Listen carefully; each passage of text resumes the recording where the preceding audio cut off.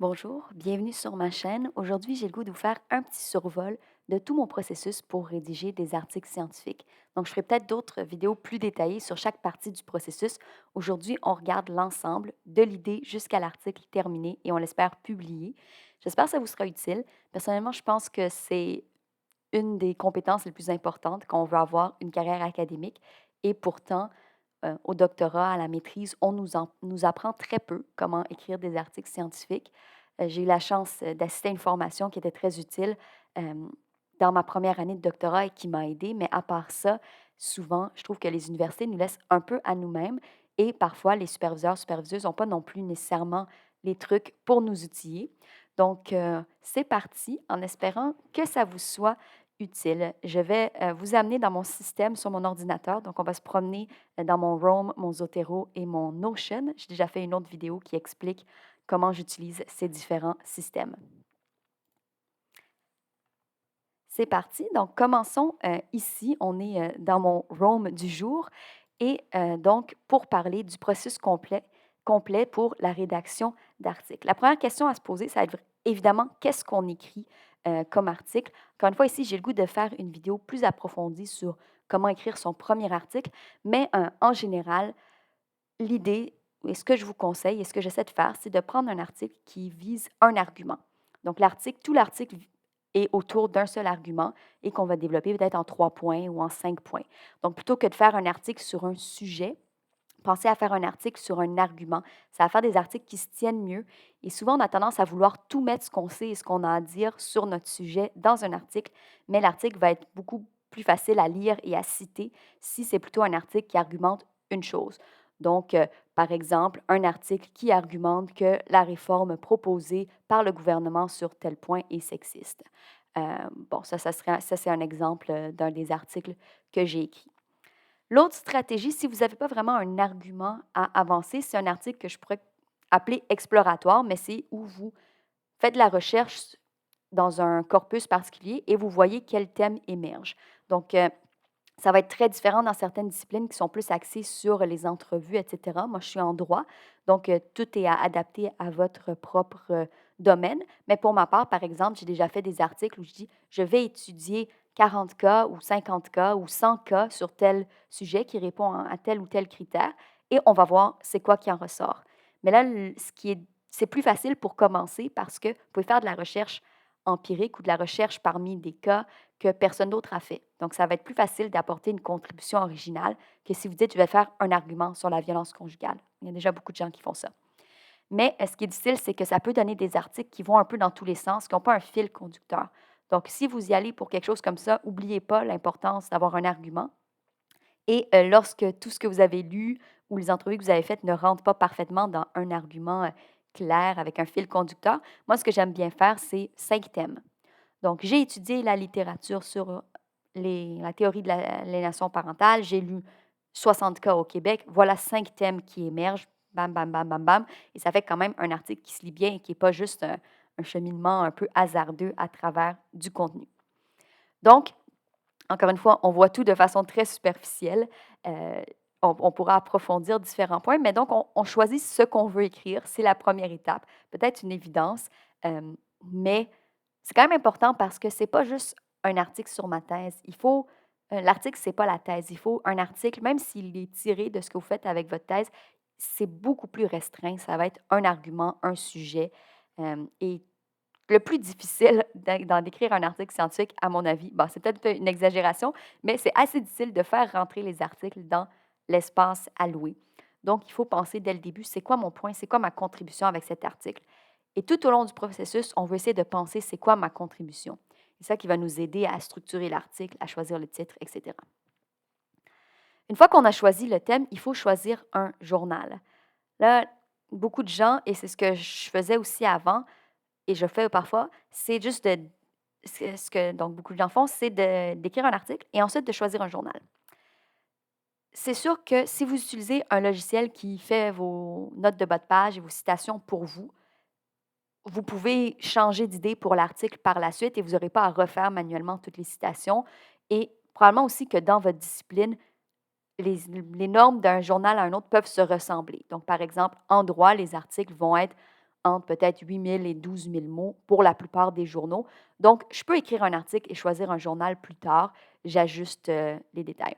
Mais ce que je vous recommande, c'est de choisir le journal dès le départ parce que ça vous permet déjà d'y aller avec la limite de mots, le mode de citation, les règles du journal, mais aussi, lorsque vous faites votre argument, vous faites un argument à quelqu'un et vous essayez de convaincre cette personne de quelque chose. Donc, savoir à qui vous parlez, c'est super utile. Moi, j'écris un article sur la culture du viol et l'exploitation animale, ou disons le sexisme et les droits des animaux. Mais c'est sûr que dès le départ, j'ai décidé, est-ce que c'est un article que je vais envoyer dans un journal féministe ou dans un journal animaliste? Parce que c'est sûr que je ne vais pas faire l'argument de la même façon. Les gens qui vous lisent connaissent certaines choses. De même, un article sur, moi j'écris en droit de la famille, mais quand je sais que je vais envoyer cet article à un journal en droit de la famille, qui a des tendances féministes, je n'ai pas besoin de l'écrire de la même façon que si c'était un journal plus généraliste. Donc, je vous recommande de choisir votre journal dès le départ. Comment le choisir? Les gens me posent parfois la question. La meilleure stratégie, c'est de regarder c'est quoi les journaux que vous-même vous citez dans vos articles. Bon, là, c'est sûr que c'est un peu circulaire si je vous ai dit que vous ne devriez pas écrire l'article avant de choisir le journal, mais vous avez peut-être déjà écrit quelque chose dans le même sujet ou vous avez peut-être déjà une idée de c'est quoi les auteurs et autrices que vous allez citer, c'est quoi les textes clés que vous allez citer. Commencez par regarder où est-ce qu'ils sont ces articles-là. Une autre stratégie que j'ai utilisée, c'est d'aller voir la page professionnelle de votre superviseur ou superviseuse, quels sont les journaux dans lesquels cette personne publie. Et ça peut aussi vous donner des idées. Et rien ne vous empêche d'avoir une idée que ça va aller dans peut-être ce journal ou ce journal, d'avoir un plan B, mais au moins on a déjà une idée. Généralement, comme je disais, les journaux que vous citez, les journaux que vous lisez, c'est les journaux où vous voulez vous faire publier. Ça va être plus facile. C'est des gens qui ont manifestement quelque chose en commun avec votre recherche. Et donc, une fois que vous savez sur quoi vous allez écrire, qu'est-ce que vous allez écrire et où, vous passez à la recherche. Ça, c'est la partie avec laquelle les gens sont généralement les plus familiers et familières. Donc, vraiment que vous savez déjà faire de la recherche. Mais je vais vous montrer un petit peu, moi, comment ça se passe. Donc, si je fais une recherche de littérature, bon, je ne vais pas vous expliquer comment faire votre recherche, mais j'aime bien stocker mes articles dans Zotero. Par exemple, vous pouvez voir ici les articles et les livres que je lis pour ma thèse avec un petit système. J'ai un petit système de couleurs. Donc, le carré mauve, ça veut dire que c'est nettoyé. Je peux le citer tel quel. Les informations sont correctes. Le petit carré gris, ça veut dire que je l'ai lu.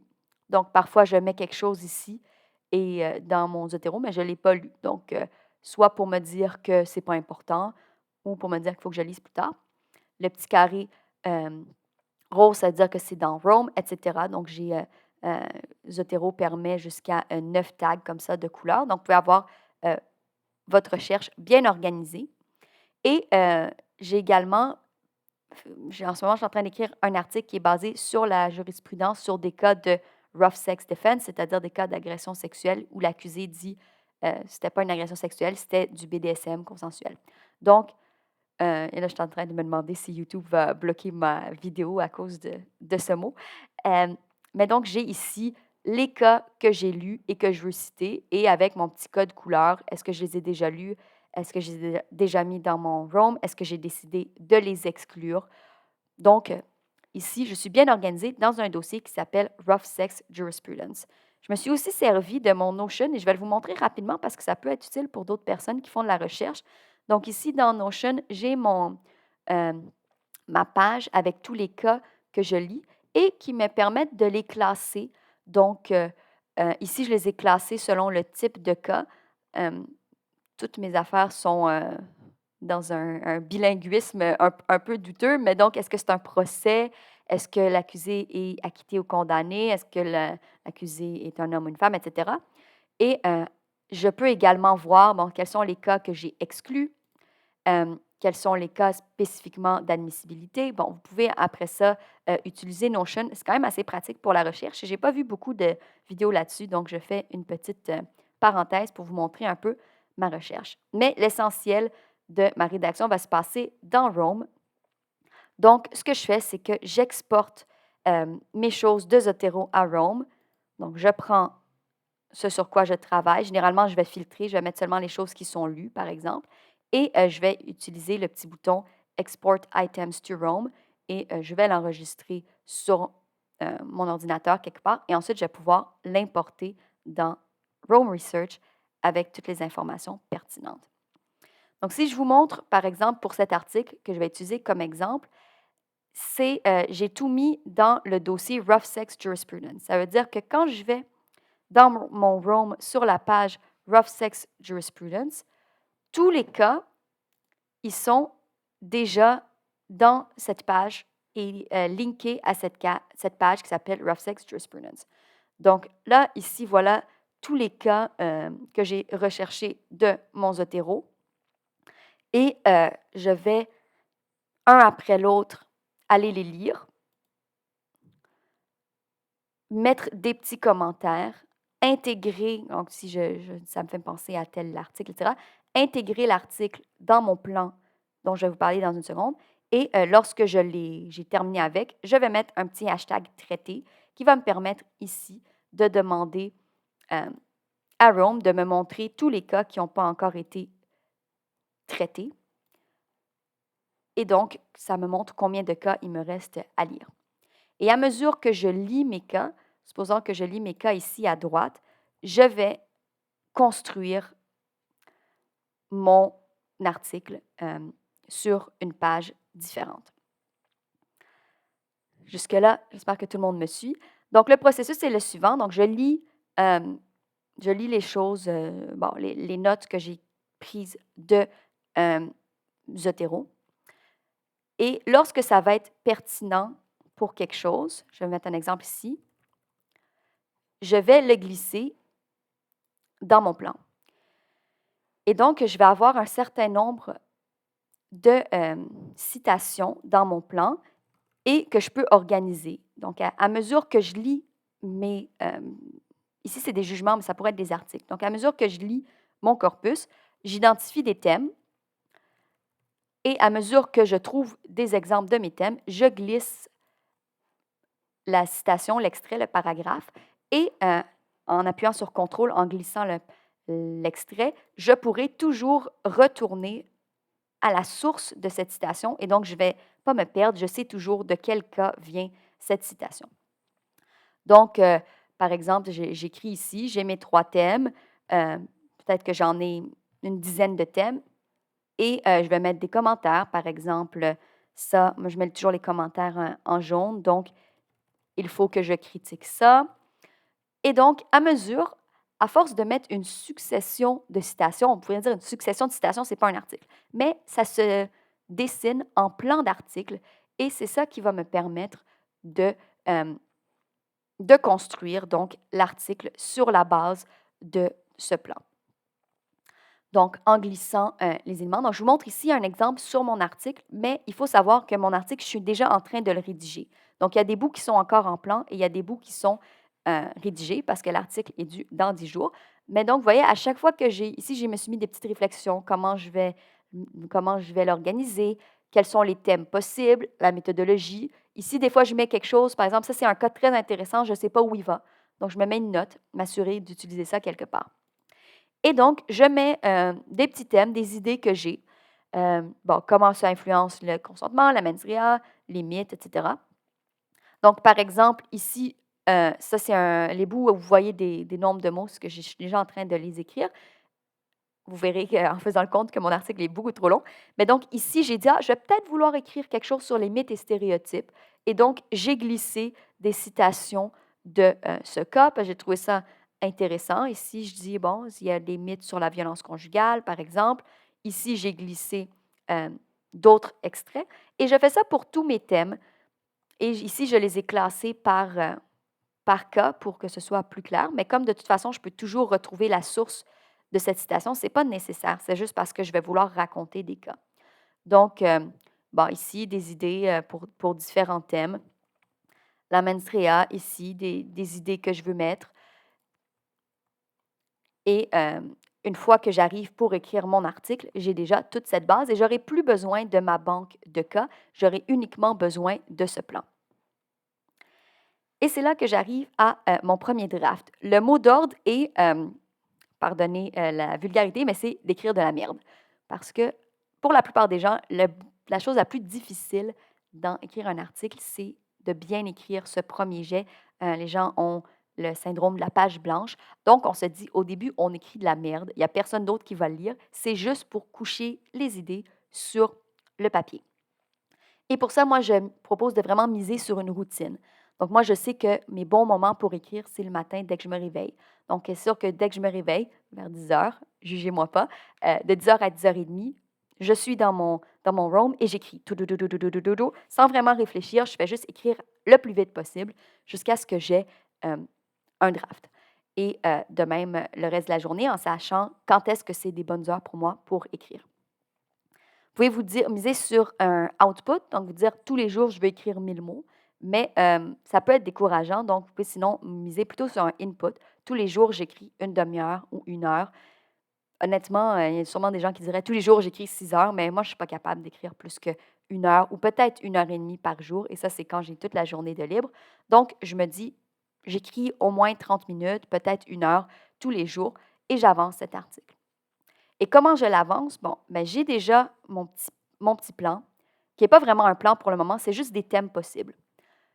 Donc, je les organise, je choisis les thèmes qui vont être pertinents. Il y a peut-être des thèmes que vous avez identifiés, vous avez mis ici des extraits, mais vous vous rendez compte qu'il n'y a pas grand-chose. Donc, peut-être que ça, c'est un que vous allez oublier ou que vous allez dire, bon, je le garde pour un autre article, peu importe. Donc, ici, j'ai choisi mes thèmes que je considérais les plus importants, là, que j'ai mis en gras ou en format titre, en plus gros.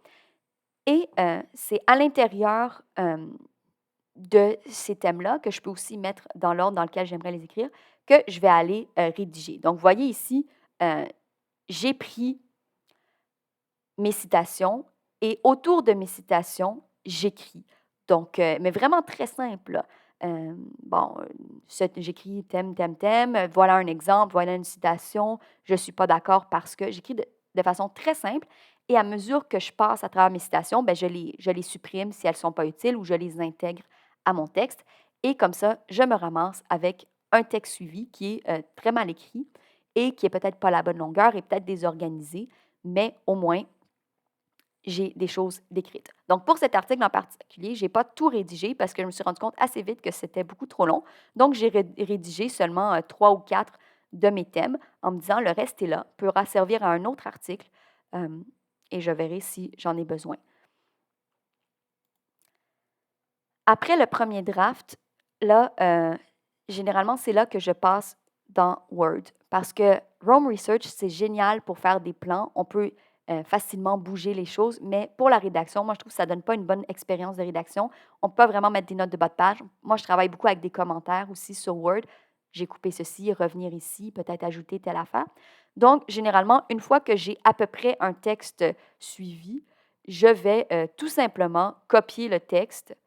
Et vous voyez, des fois, il n'est pas entièrement écrit. J'ai dit, ah, peut-être que je vais mentionner ça, peut-être que je vais mentionner ça, mais j'ai principalement du texte et je le copie et je le colle dans Word. Et c'est là que je vais continuer ma rédaction avec quelque chose d'un petit peu plus propre et j'aurai laissé derrière les thèmes dont je n'ai pas besoin.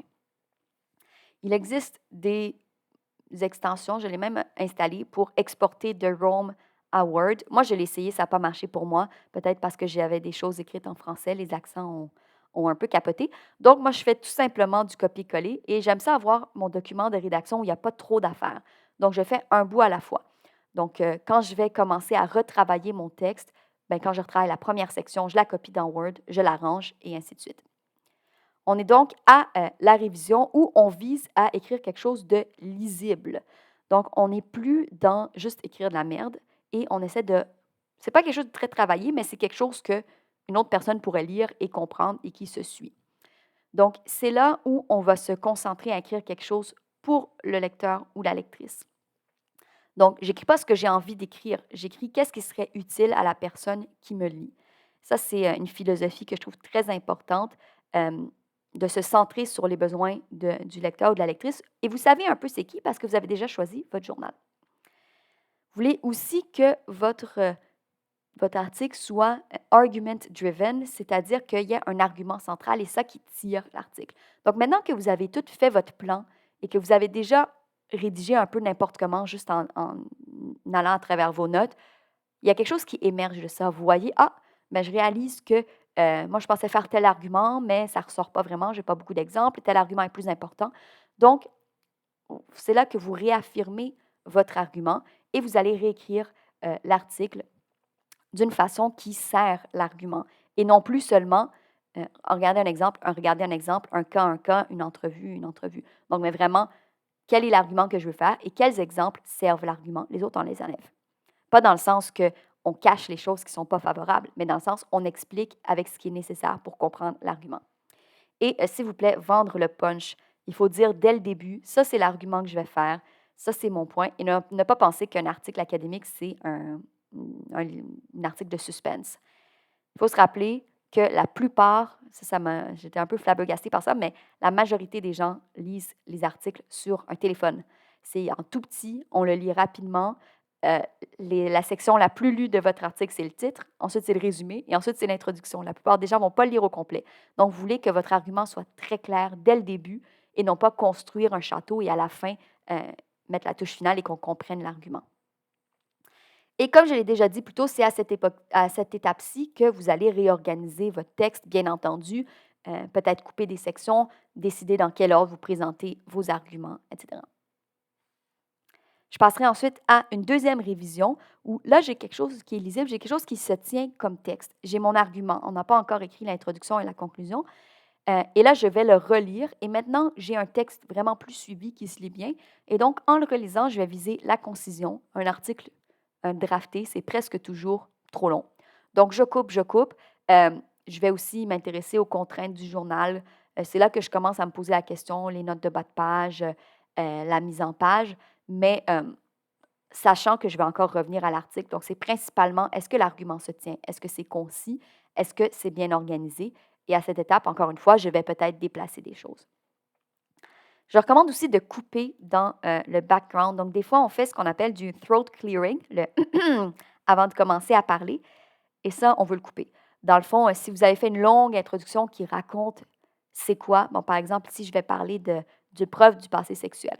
Donc, j'écris une longue introduction qui explique d'où ça vient et c'est quoi, mais au final, on n'a pas besoin de tous ces détails. Donc, généralement, si vous faites quoi que ce soit qui ressemble à du literature review, une revue de littérature, ou une longue explication de votre méthodologie, dans certaines disciplines, c'est important, mais c'est évidemment si vous écrivez un article sur la méthodologie.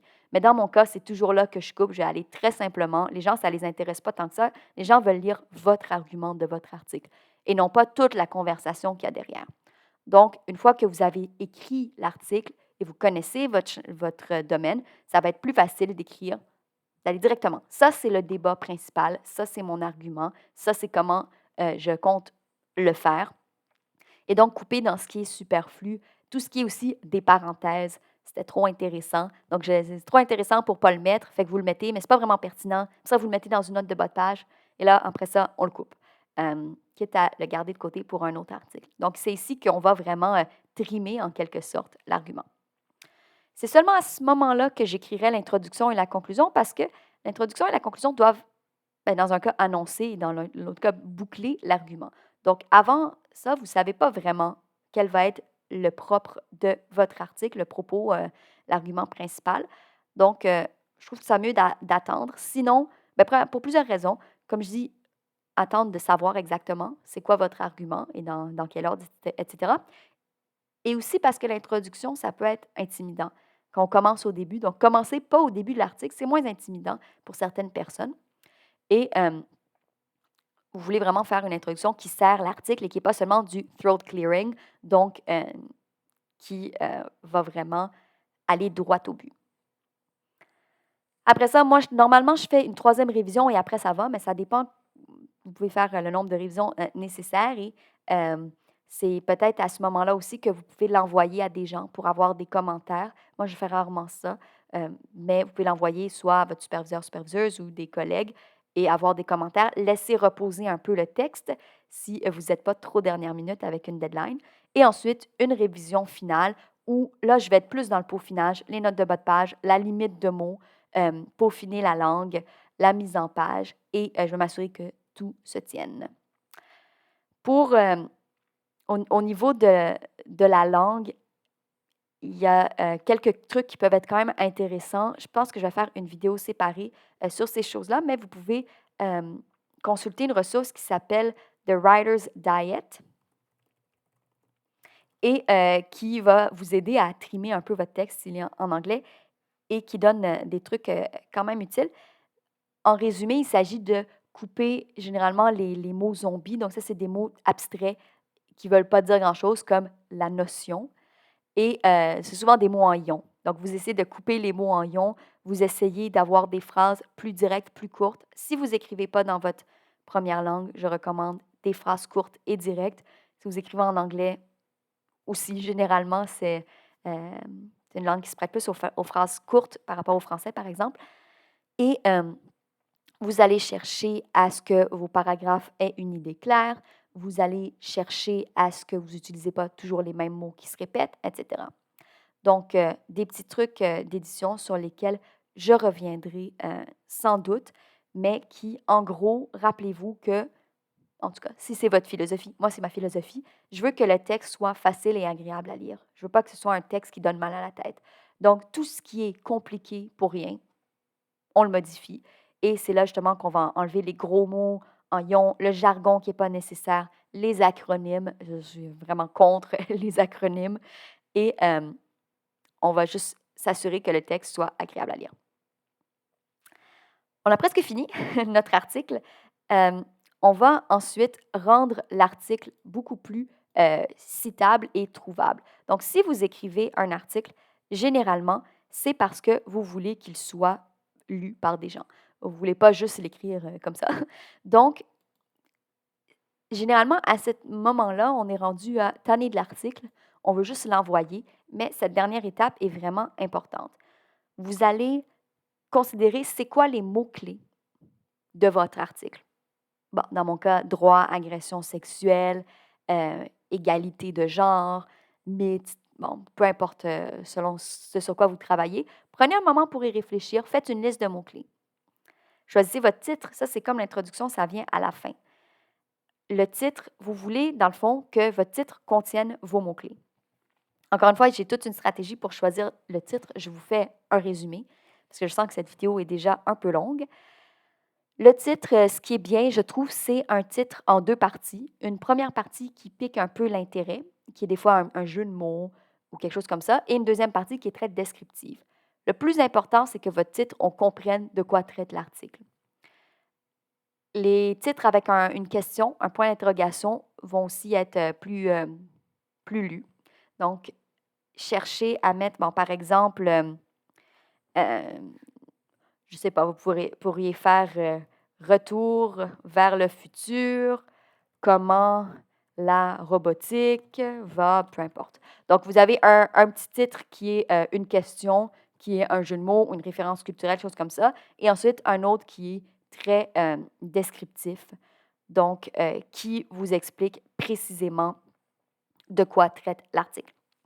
Vous allez aussi ajouter des sous-titres fréquents dans votre texte et ces sous-titres vont contenir vos mots-clés.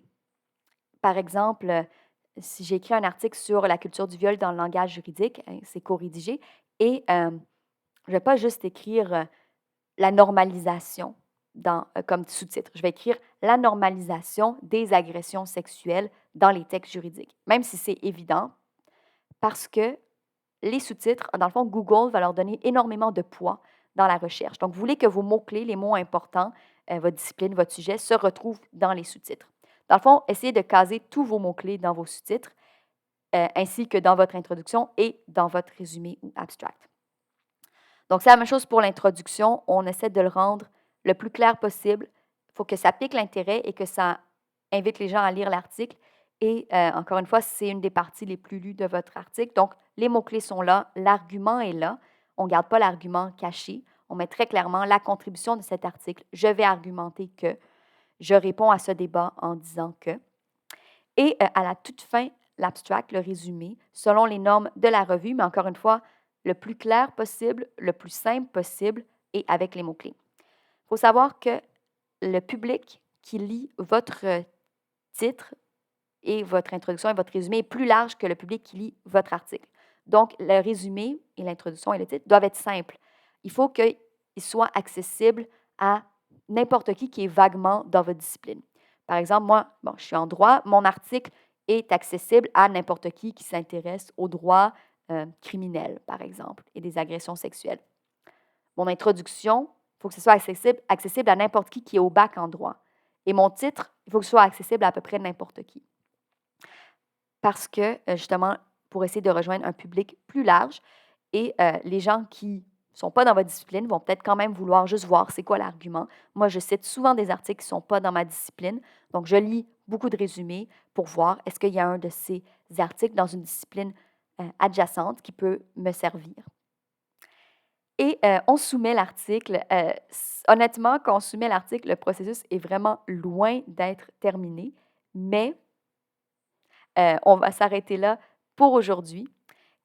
Et donc, pour résumer, dans le fond, vous voulez un article dont le but est clair dès le début et avec un processus qui va vous mener à travers les étapes. Le but, peut-être que vous savez déjà la plupart de ces choses-là, mais je veux aider les gens qui se disent, je vais écrire mon premier article et je ne sais pas comment et personne ne m'a dit comment. Et est-ce que j'ouvre une page blanche sur Word et je fais quoi après?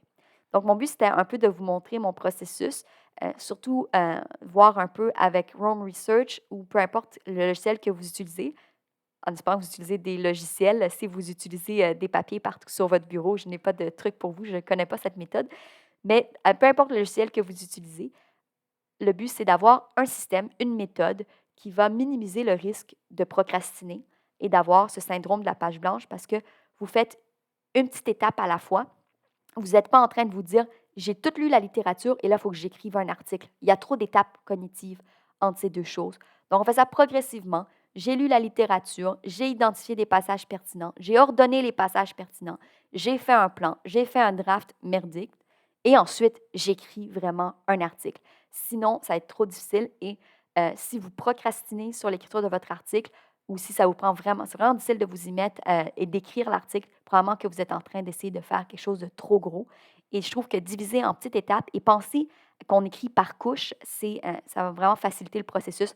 Donc, j'écris par couche. Ce que je veux dire, c'est que j'écris un peu n'importe quoi, j'y reviens, j'ajoute des choses, je peaufine, je clarifie l'argument plutôt que de penser il faut que mon chef-d'œuvre apparaisse dès le premier draft. C'est ça qui va être beaucoup trop intimidant. Alors voilà, j'espère que ça vous a plu. Si j'ai vu qu'il y avait quand même beaucoup de gens qui avaient regardé mon vidéo sur mon processus avec Rome, Notion, etc. Donc, si c'est une autre vidéo que je trouve ça a l'air qui intéresse les gens, je vais probablement être flattée. Non, c'est une blague. Je vais être bien heureuse, mais je ferai aussi d'autres vidéos du même type avec du contenu sur chaque étape plus détaillée. Comment on choisit un journal, comment on écrit le titre, comment on édite, comment on fait l'édition de l'article. Donc, moi, étant moi, j'ai une checklist avec toutes les étapes à faire pour chacune de ces étapes de rédaction d'article. Donc, je vous reviens avec plus de contenu pour des chercheuses et chercheurs et particulièrement pour des jeunes qui cherchent un peu à s'y retrouver dans ce monde où il faut absolument publier. Au revoir et à une prochaine fois.